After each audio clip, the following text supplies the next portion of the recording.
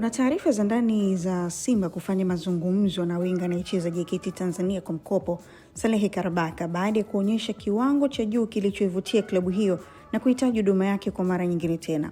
Januari 23, 2025, Karabaka alijiunga na Simba akitokea JKU ya Zanzibar, dirisha dogo la msimu uliopita, akiwa ameifungia mabao 2 na assist 2 klabu hiyo ilimtoa kwa mkopo kwenda kuichezea Namungo FC.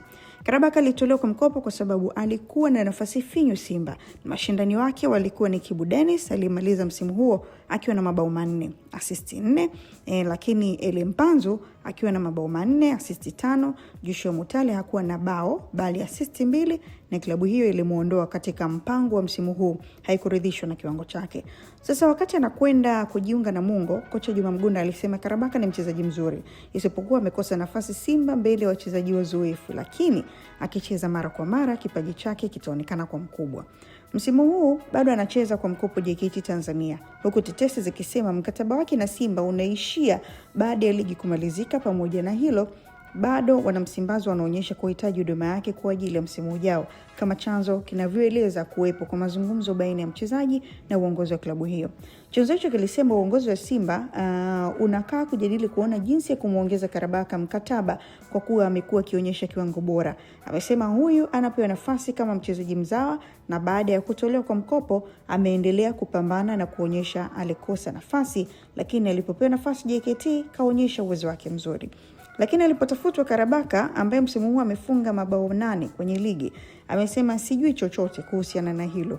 Ninachokizingatia ni kufanya kazi ninayoelekezwa na kocha Ahmad Ali, na namshukuru kwa kunipa nafasi ya kucheza. Lakini star wa zamani wa Simba na Taifa Stars za moyoni Mogela alisema nitolee mfano wa Nixon Kibabage. Wakati anajiunga Simba, ilionekana si mchezaji anayetakiwa katika mapinduzi ya kikosi cha kunyakua mataji.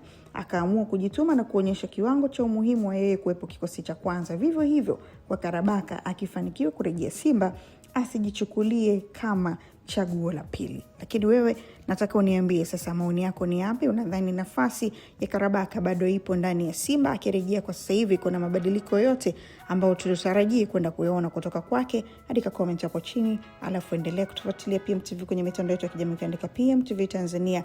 Lakini nenda kwenye website ya pmbet.co.tz, nenda kaweke ubashiri wako, kwa sababu watu wanaendelea kushinda magari kila baada ya wiki 5. Toyota ST inatoka kwa wale ambao wanatengeneza mikeka kupitia PMBet kwenye promotion ya Super Royal Sports. Bini Justa Julius, Credit Mwanaspoti kwa taarifa hii.